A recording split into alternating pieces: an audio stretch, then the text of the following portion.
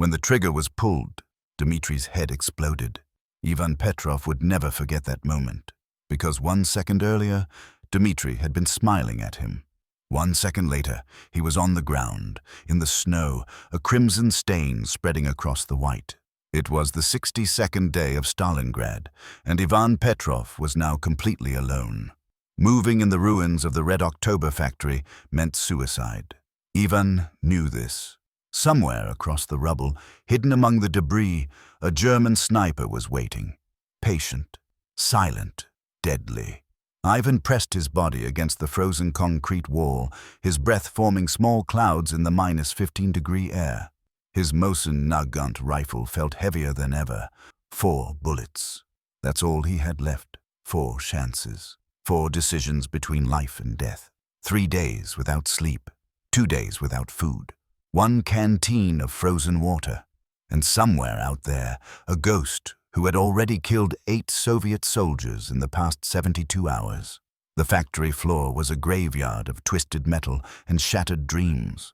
Broken machinery stood like iron tombstones. Shattered windows gaped like empty eye sockets. And in this frozen hell, 2 hunters stalked each other, knowing only one would see tomorrow's dawn. Ivan's fingers were numb. Not just from the cold, from fear, from exhaustion, from the weight of knowing that his next move could be his last. He reached into his coat pocket and pulled out a crumpled photograph. His brother, Alexei, killed at Moscow 1 year ago. The photo was stained, worn, but the smile was still visible. "I'm still here, brother," Ivan whispered to the frozen air. "Still fighting. But for how much longer?" The German sniper hadn't fired since Dmitri. 23 minutes of absolute silence. That meant something. Either he was repositioning, or he was waiting for Ivan to make a mistake. 1 nervous movement, 1 moment of impatience. That's all it would take. Ivan's training kicked in. His instructor's voice echoed in his memory. A sniper's greatest weapon is not his rifle. It's his mind. Patience wins wars. Panic ends lives. He scanned the opposite building through a crack in the wall. Windows, doorways, collapsed floors, 100 possible positions. The German could be anywhere. But Ivan had something the German didn't know about. Experience. Ivan had grown up in the Siberian forests, tracking wolves with his father. He knew how predators think, how they wait, how they reveal themselves. The snow had stopped falling, but the wind howled through the skeletal remains of the factory. Good. Wind meant sound cover. Wind meant opportunity. Ivan's eyes caught something. A glint, barely visible. 3rd floor, northeast corner, behind what remained of a support beam. There. Or was it just ice catching the pale winter light? His heart pounded. His finger touched the trigger guard. Not yet. Not yet. Because if he was wrong, if he wasted a bullet on a shadow, the German would know his position. And Ivan would be dead within seconds. The standoff continued.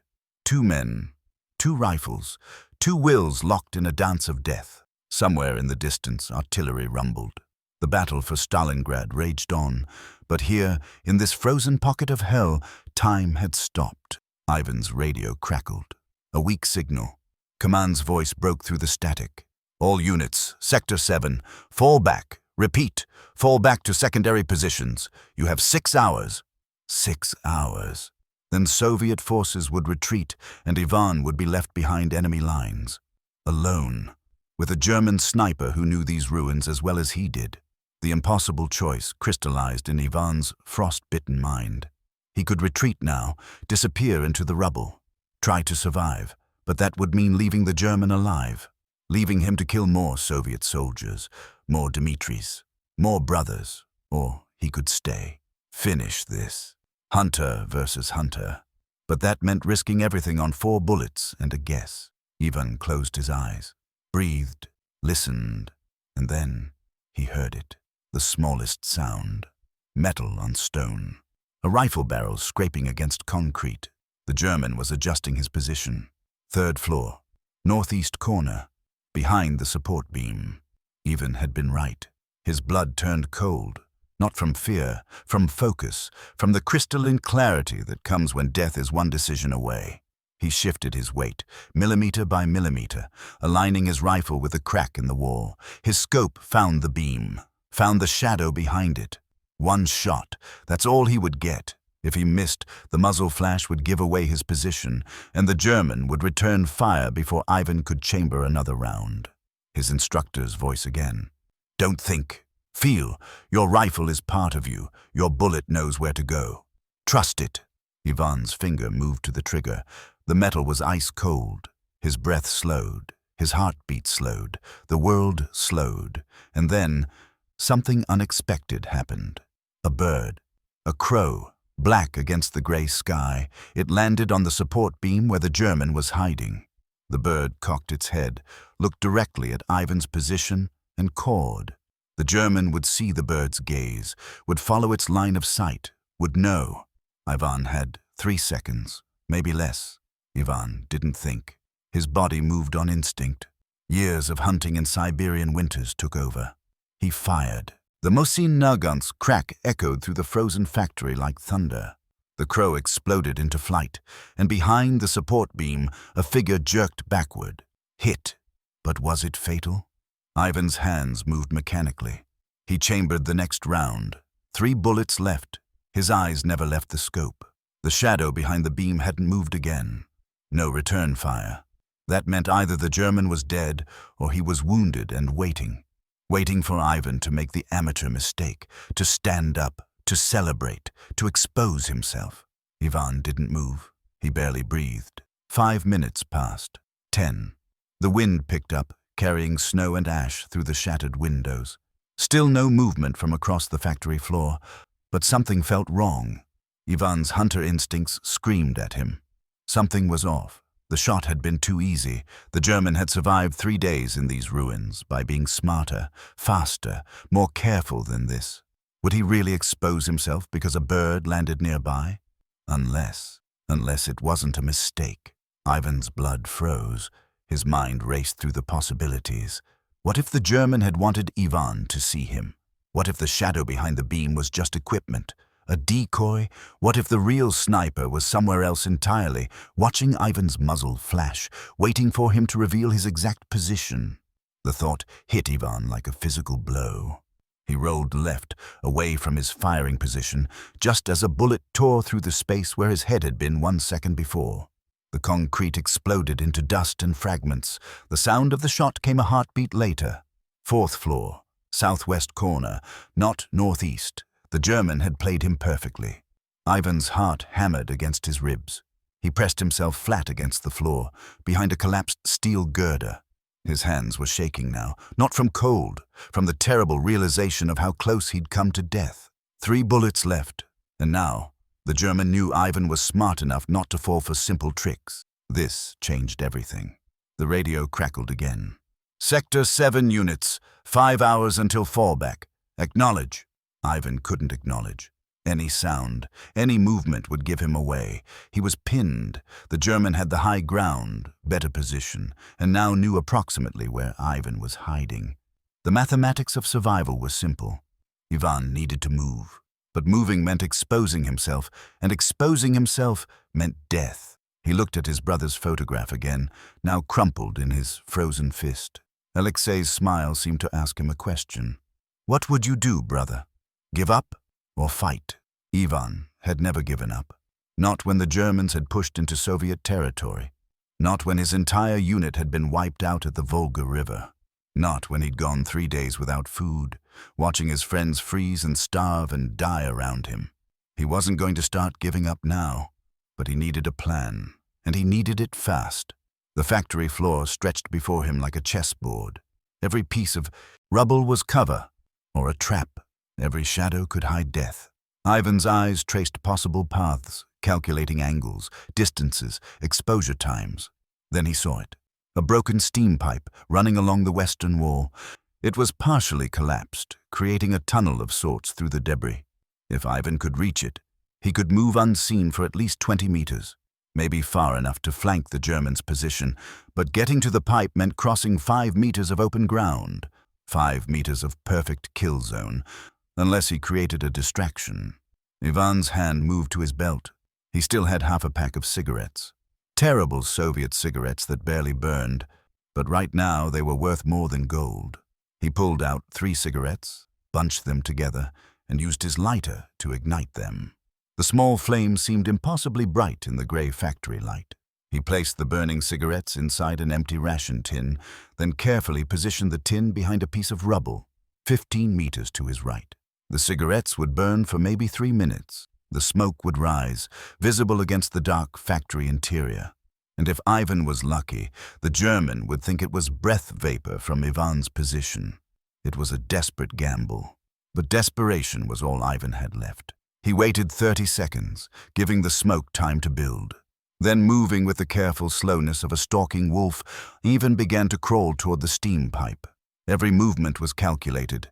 Every shift of weight was silent. His rifle dragged behind him, secured by its sling.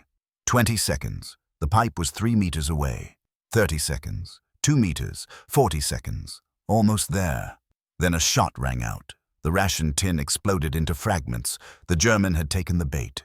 Ivan didn't hesitate. He lunged for the steam pipe, diving into its protective cover just as a second bullet tore through the space he'd occupied a moment before. The German was fast, terrifyingly fast. But Ivan was inside the pipe now, safe for the moment. He allowed himself 3 seconds to catch his breath. His entire body was shaking from adrenaline. 2 bullets left, and he still didn't have a clear shot at the German. The pipe stretched ahead of him, dark and cramped. Ice had formed on the interior walls, making the metal slick. Ivan began to crawl forward, his rifle clutched to his chest. The pipe groaned under his weight. Every sound seemed amplified in the enclosed space. 10 meters, 15, 20. The pipe ended at what had once been a machine room. Now it was just another collection of twisted metal and broken dreams. But it offered something valuable. A new angle on the 4th floor southwest corner where the German was positioned. Ivan carefully positioned himself behind a collapsed lathe machine. His scope found the corner. He could see the window frame, the partial wall, the shadows within. But no German. Had he moved? Was he repositioning? Or was he waiting, knowing Ivan would eventually have to reveal himself? The minutes ticked by with agonizing slowness. Ivan's body temperature was dropping. He could feel the hypothermia creeping in, dulling his reactions, clouding his thoughts. He needed to end this, soon. Then movement, small, almost invisible. But Ivan's hunter eyes caught it. A glint of metal. Not a rifle barrel. Something smaller. Binoculars? No. A mirror. The German was using a mirror to watch Ivan's last known position without exposing himself. Smart. Professional. But mirrors have one weakness. They reflect light both ways. Ivan could see the angle of the mirror, could calculate the position behind it, could estimate where the German's head would be, 30 centimeters to the left and slightly lower. It wasn't a guaranteed shot. The margin for error was microscopic, but it was a shot, possibly the only one Ivan would get. His finger found the trigger. His breathing slowed to almost nothing. The world narrowed to just the scope, the crosshairs, and the calculated position behind that mirror. For Dmitri, Ivan whispered. For Alexei. For all of them. He fired. The Mosin Nagant kicked against his shoulder. The bullet flew across the factory floor at 800 meters per second. It struck the mirror, angled through it, and continued into the space beyond. For 3 seconds, nothing happened. Then a rifle clattered to the ground, fell from the 4th floor window, tumbled through the air, hit the concrete below with a metallic crash. Silent. Ivan kept his scope trained on the position, waiting for movement, for confirmation, for anything. Nothing. 5 minutes passed. 10. Still nothing. Ivan's radio crackled one final time. Sector 7, 4 hours to fallback. All units withdraw now. But Ivan couldn't withdraw. Not yet. Not until he knew. He rose from his position, rifle ready, his last bullet chambered. His legs were stiff from the cold, his movements slow. He made his way across the factory floor, weaving through the rubble, always keeping cover between himself and the 4th floor. It took him 20 minutes to reach the stairwell, another 10 to climb to the 4th floor. Every step was agony. His frozen feet barely responded. His hands could barely grip his rifle. But he pushed forward. The southwest corner room was small. Once it might have been an office or a storage space. Now it was just concrete walls and broken glass, and in the center, slumped against the wall, was the German sniper. He was young, maybe younger than Ivan, blonde hair, blue eyes now staring at nothing. Ivan's bullet had entered through the left temple. Death would have been instant. On the ground, beside the body, lay a Wehrmacht sniper rifle. A carabiner 98K with a ZAF 42 scope. Beautiful craftsmanship. And on the German's uniform, Ivan could see markings. Kill tallies. Not just 8, dozens. This soldier had been hunting men long before Stalingrad. Ivan should have felt something. Victory. Relief. Satisfaction. But all he felt was exhaustion. And a profound, crushing emptiness. He knelt beside the dead German and began searching his pockets. Standard procedure. Intelligence gathering. But what he found made him stop breathing. A photograph. Creased and worn. A young woman holding a baby. On the back, written in neat German script, Greta and baby Hans. We love you. Come home soon. Ivan stared at the photograph for a long moment. Then at his own photograph of Alexei. Then back at the Germans. 2 brothers. 2 hunters, 2 men who just wanted to go home, but only one would. Ivan placed the German's photograph back in his pocket, gently, as if the dead man could still feel. Then he took the Wehrmacht rifle. Good weapon, reliable. He would need it if he was going to make it back to Soviet lines. As he turned to leave, something caught his eye. The mirror the German had been using, it was broken now, shattered by Ivan's bullet.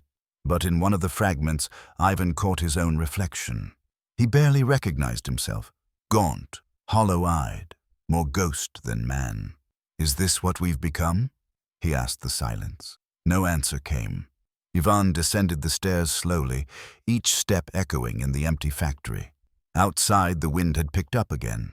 Snow was falling heavier now, covering Dmitri's body, covering the spent shell casings, covering the evidence of the day's horror. He needed to move. The fallback deadline was approaching, but something made him stop at the factory entrance. He looked back at the building, at the shattered windows, at the place where 2 men had hunted each other like animals. Somewhere in the distance, he could hear voices. Soviet voices. His unit was still out there, waiting for stragglers before the retreat. Ivan began walking, his boots crunching in the fresh snow. Each step was a battle against the cold, against exhaustion, against the weight of what he'd done. But he was alive. And in Stalingrad, on the 62nd day of hell, that was enough. He thought about the German's photograph, about Greta and baby Hans, about a family that would never see their father, their husband, again, about how many families on both sides were waiting for men who would never come home. Ivan reached the Soviet rally point just as the sun began to set. A group of soldiers huddled around a small fire, their faces hollow and worn. When they saw Ivan approaching, one of them stood up. "Petrov, we thought you were dead." Ivan said nothing.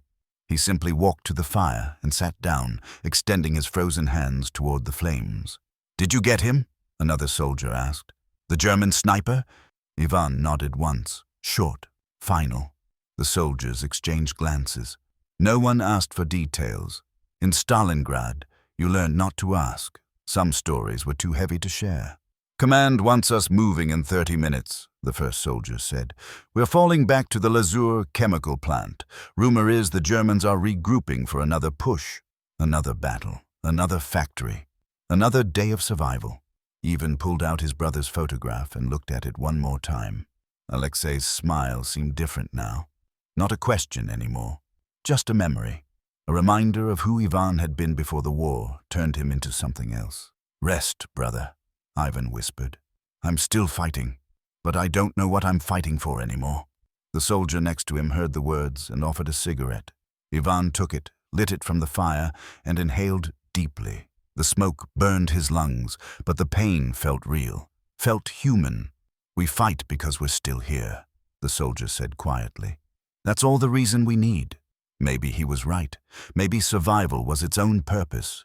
Maybe in a place like Stalingrad, where death waited around every corner, where every breath was a victory against the void, maybe just being alive was enough. But Ivan couldn't shake the image of the German's photograph, couldn't stop thinking about Greta and baby Hans waiting for a man who would never return, couldn't ignore the terrible arithmetic of war. For Ivan to live, someone else had to die, and tomorrow it might be reversed. The fire crackled. Someone passed around a canteen of vodka. Ivan took a sip, felt the liquid burn down his throat, warming him from the inside. Around him, soldiers talked in low voices, about home, about families, about what they'd do when the war was over, if it was ever over. Ivan looked up at the darkening sky. Snow was falling steadily now, soft and silent. Somewhere in the ruins behind them, Dmitri lay cold and still. Somewhere in a fourth-floor room, a German sniper grew colder with each passing minute. And somewhere far away, in places Ivan could barely remember, people lived normal lives. They woke up without fear. They walked streets without checking for snipers. They loved their families without wondering if today would be the last day they'd see them. Ivan envied those people, but he could barely remember what that kind of life felt like. "Time to move," the commander called out. The soldiers began gathering their equipment, stamping out the fire, preparing for the march to the next hellish corner of Stalingrad. Ivan stood, shouldering both his Mosin Nagant and the captured German rifle. The weight was significant, but he'd carry it. He'd carry it as a reminder of the price of survival, of the cost of each bullet, of the thin line between hunter and hunted. As the unit began moving through the snow-covered ruins, Ivan took one last look at the Red October factory.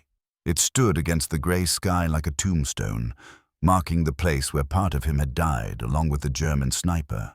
But part of him had survived too, the part that could still feel, the part that could still question, the part that could still carry the weight of what he'd done and keep walking anyway. That was the real Battle of Stalingrad. Not just staying alive, but staying human while doing it.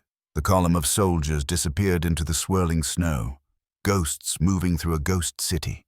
And Ivan Petrov walked with them, carrying his rifles, his photographs, and the unbearable weight of the 62nd day. Behind them, the factory stood silent. The war would move on. Other battles would rage. Other men would hunt each other in frozen ruins. But in that fourth-floor room, a broken mirror reflected nothing but falling snow. And in a pocket of a dead German soldier, a photograph of a woman and baby waited for a homecoming that would never arrive. This was Stalingrad. This was war. This was the price humanity paid when nations turned men into weapons and sent them to destroy each other in the name of causes bigger than any individual life. And Ivan Petrov, survivor of the 62nd day, walked into the gathering darkness, wondering how many more days he would have to survive before the killing could finally stop, if it ever would.